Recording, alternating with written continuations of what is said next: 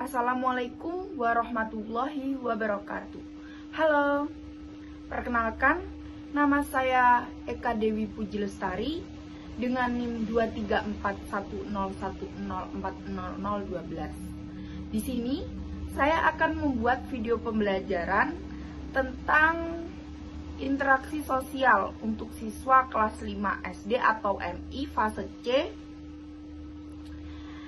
Jadi pada video kali ini kita akan membahas mulai dari capaian pembelajaran, tujuan pembelajaran, alur dari pembelajaran, lalu materi-materi yang disampaikan oleh guru di dalam kelas, hingga kesimpulan. Baik, kita lihat videonya, stay tune. Capaian pembelajaran. Pada capaian pembelajaran kali ini, diharapkan setelah siswa mengikuti proses pembelajaran, siswa dapat menjelaskan atau menganalisis bentuk-bentuk dari interaksi sosial, baik dengan teman, guru, ataupun dengan orang tua. Lalu kemudian yang kedua, peserta didik dapat menjelaskan dampak dari interaksi sosial. Jadi setelah mengikuti pembelajaran kali ini, diharapkan peserta didik dapat mengetahui apa saja sih manfaat-manfaat ketika kita berinteraksi baik dengan sesama. Lalu yang ketiga, diharapkan siswa dapat mempraktekkan sikap atau perilaku berinteraksi dengan teman-temannya, dengan orang tua, dengan guru, tata keramanya seperti apa. Jadi langsung saja kita masuk pada bagian yang kedua, yaitu tujuan pembelajaran. Pada tujuan pembelajaran kali ini ada beberapa aspek yang harus siswa capai ketika siswa telah mengikuti pembelajaran. Jadi ada yang pertama, yaitu siswa dapat menjelaskan pengertian dari interaksi sosial. Yang kedua, siswa dapat mengidentifikasi dan memberi contoh dari bentuk interaksi sosial. Yang ketiga, siswa dapat menjelaskan upaya untuk membangun interaksi sosial baik dengan teman, guru, orang tua, atau mungkin tetangga sekitar rumahnya. Lalu yang keempat, siswa mampu mengetahui manfaat dari berinteraksi dengan sesamanya. Baik, selamat pagi anak-anak. Sebelum kita memulai pembelajaran pada pagi hari ini, hendaknya kita berdoa terlebih dahulu. Kalian sudah tahu kan bagaimana doa sebelum memulai pembelajaran? Baik, ayo kita mulai bersama-sama. A'udzu billahi minasyaitonir rajim. Bismillahirrahmanirrahim. Sambil bisa dibaca ya anak-anak. Raditu billahi rabba wa bil islami dina wa bi Muhammadin nabiyya wa rasula. Rabbi zidni ilma warzuqni fahma. Amin ya rabbal alamin. Baik. Sebelum masuk pada materi, guru bisa menanyakan beberapa pertanyaan pematik atau mengaitkan pembelajaran pada kali ini, materi pembelajaran pada kali ini dengan materi sebelumnya. Mungkin beberapa pertanyaan pematik yang dapat guru sampaikan seperti misalnya kita akan membahas mengenai interaksi sosial. Guru dapat bertanya, anak-anak, apakah kalian pernah mendengar kata interaksi? Ayo, ada yang tahu nggak? Apa sih interaksi? Lalu ada juga pertanyaan seperti, menurut kalian, mengapa kita selalu membutuhkan orang lain? Lalu ada lagi seperti seperti menurut kalian, apakah kita harus menjaga hubungan baik dengan orang lain di sekitar kita? Lalu kalau misal siswa menjawab iya, guru dapat bertanya kembali, kenapa kita harus menjaga hubungan baik? Seperti itu.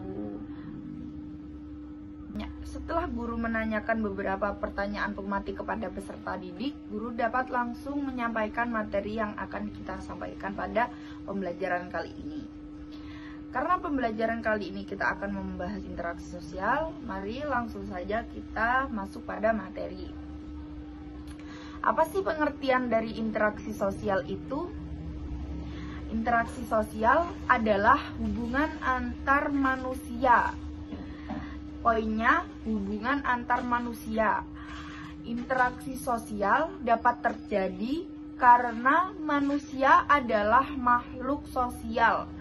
Makhluk sosial adalah makhluk yang tidak dapat hidup sendiri dan selalu membutuhkan pertolongan orang lain. Oleh karena itu, kita harus saling berinteraksi, bekerja sama dengan sesama manusia. Contoh interaksi sosial di dalam kelas seperti saat ini. Seperti Bu Guru menjelaskan di depan kelas ini adalah bentuk contoh dari interaksi sosial. Bu Guru sedang berinteraksi dengan kalian. Lalu contoh yang selanjutnya, ketika kalian berbicara dengan teman, itu juga merupakan contoh dari interaksi sosial. Yang ketiga, ketika kalian bertanya kepada Bu Guru, itu juga merupakan contoh dari interaksi sosial. Apakah ada yang bertanya mungkin dari kalian mengenai materi kali ini? Sebelum Ibu lanjut pada materi selanjutnya. Ada juga loh syarat terjadinya interaksi sosial. Apa saja? Apakah kalian ada yang tahu? Baik, dapat saya jelaskan. Interaksi sosial dapat terjadi ketika dua orang atau lebih dari individu bertukar pesan dengan kesadaran diri serta kegiatan memberi dan menerima respon dari orang. Lalu, manfaat dari interaksi sosial di kehidupan kita. Apa saja sih manfaatnya? Apakah kalian ada yang tahu apa saja manfaatnya? Manfaatnya meliputi meningkatkan kemampuan berkomunikasi. Yang kedua, menumbuhkan rasa empati dan belajar bekerja sama. Melalui interaksi sosial, kita dapat menumbuhkan rasa empati. Jadi ketika ada orang yang membutuhkan kita dapat berinteraksi, berkomunikasi. Lalu kita dapat menolongnya. Lalu kita juga dapat bekerja sama dengan teman. Ketika teman membutuhkan bantuan kita menolong. Ketika kita membutuhkan bantuan teman, kita dapat meminta bantuan dan kemudian teman membantu kita. Seperti itu. Yang ketiga, menumbuhkan rasa percaya diri. Jadi ketika kita berinteraksi dengan orang lain, kita akan makin percaya diri, kita akan tampil pede di depan umum karena kita sudah mengasah kemampuan berkomunikasi itu. Lalu yang keempat, ketika kita sering melakukan interaksi, kita juga akan mendapat banyak teman, jaring sosial akan meningkat, seperti itu. Upaya-upaya untuk membangun interaksi sosial atau mungkin bisa disebut dengan langkah-langkah mungkin apa saja yang harus kita lakukan. Yang pertama, ketika kita bertemu teman, kita hendaknya menyapa. Bukan hanya bertemu teman, ketika kita bertemu guru, orang tua, atau mungkin tetangga, kita seharusnya menyapa. Yang kedua,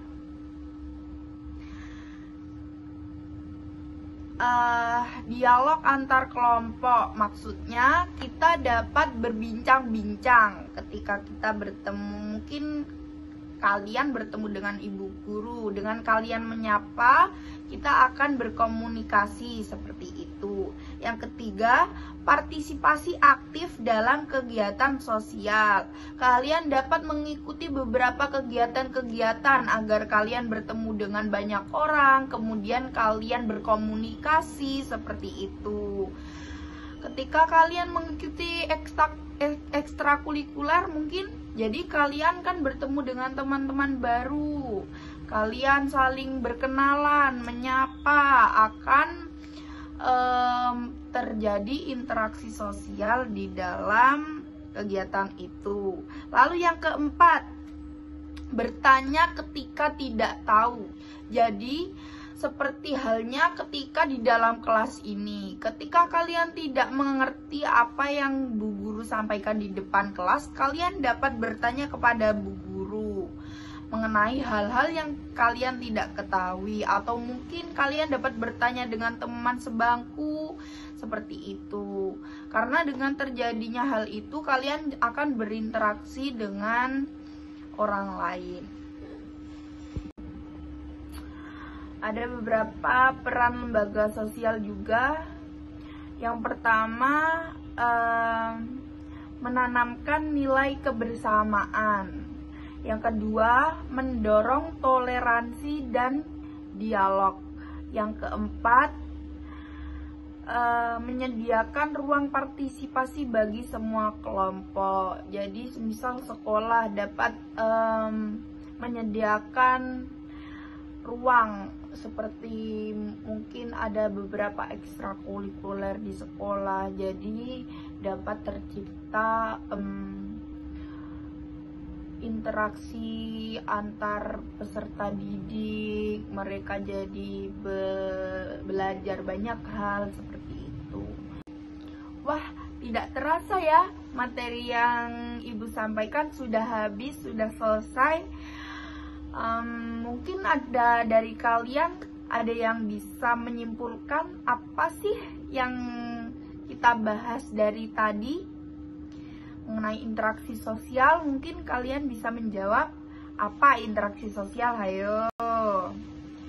Interaksi sosial dapat disimpulkan bahwa interaksi sosial adalah fondasi kehidupan bermasyarakat.